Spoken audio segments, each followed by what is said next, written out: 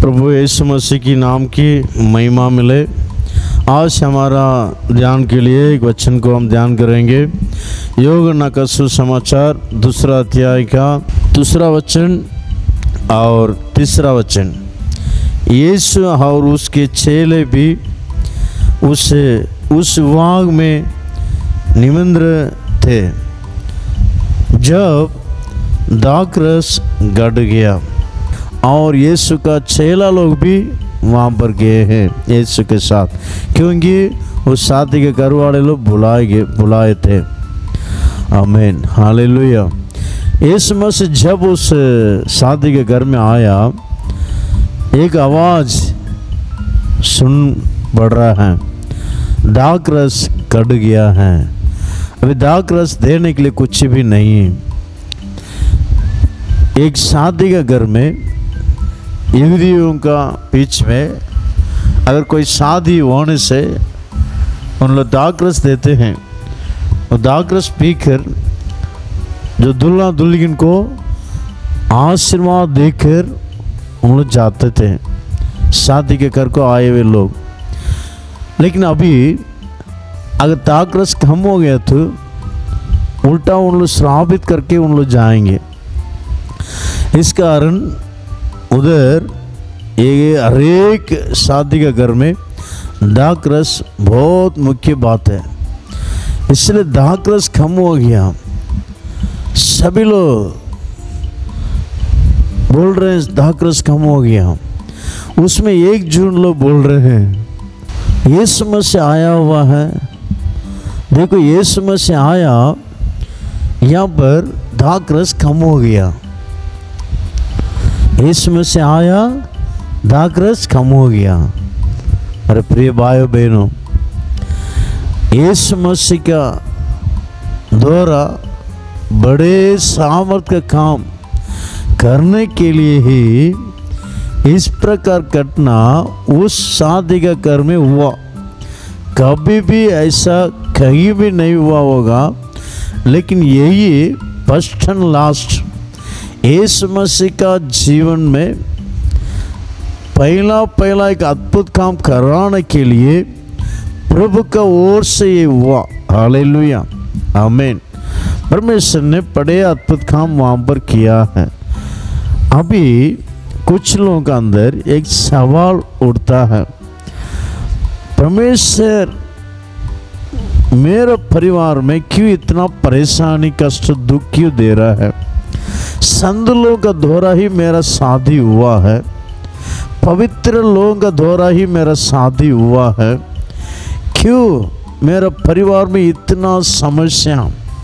मेरा पति अभी भी नहीं समझता है मेरे बारे में, मेरा पत्नी मेरे बारे में अभी भी नहीं समझता है, मेरे बच्चे लोग बिल्कुल नहीं समझते हैं करके बहुत लोग दुख के साथ रहते हैं।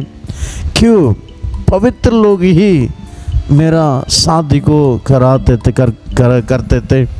क्यों ऐसा हुआ? मेरे प्रिय भाइयों बहनों, देखिए पहला एक मनुष्य को प्रभु ने परमेश्वर ने शादी कराया।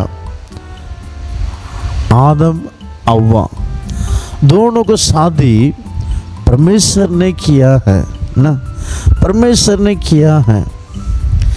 दोनों को शादी परमेश्वर किया है।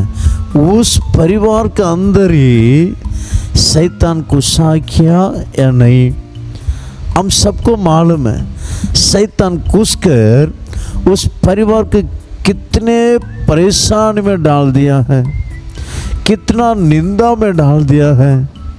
मेरे प्रिय भाइयों बहनों, शैतान देखो जो कमजोर में रहता है उनको पकड़ेगा।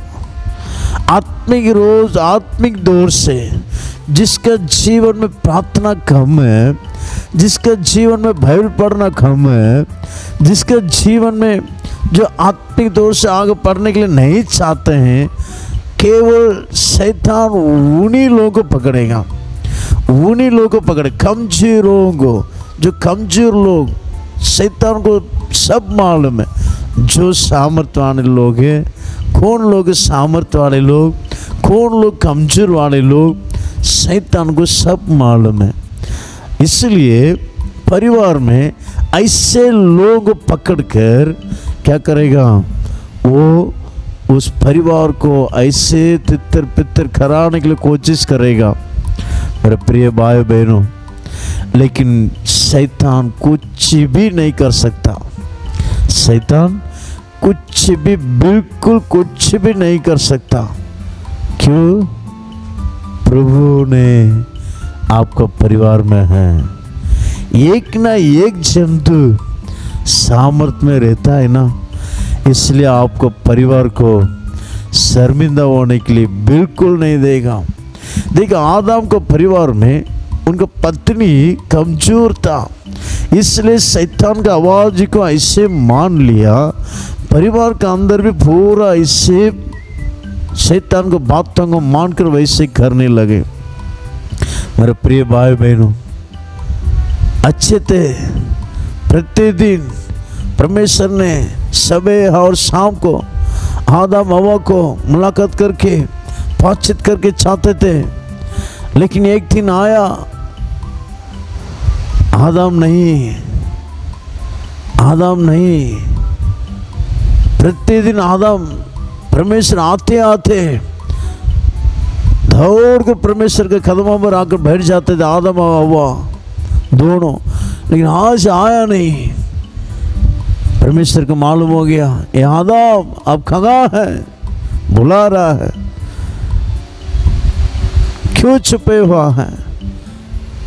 प्रभु मैं वस्त्र नहीं, नंगा हूं। कौन बोला आपको नंगा करके? मेरे प्रिय भाई बहनों, मैं जो बोला नहीं करने के लिए आप किया। हाँ जी, आपने मुझे दिया वो साथी के द्वारा मैं कहाँ लिया हूं। मेरे प्रिय भाई बहनों, ठीक है आप ऐसे चला जाओ।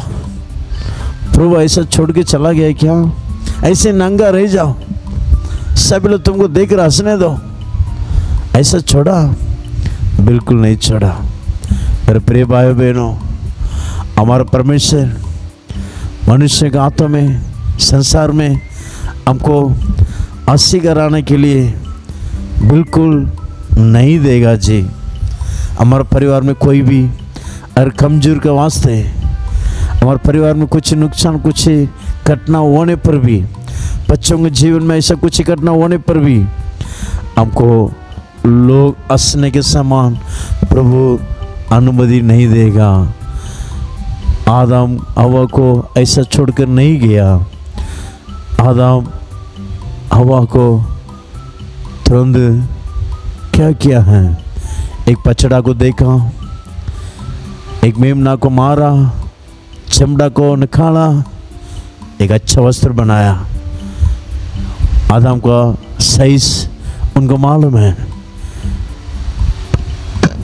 कपड़ा सिलाकर, उस चमड़ा को सिलाकर उनको देकर चला गया। इसको बेन लो।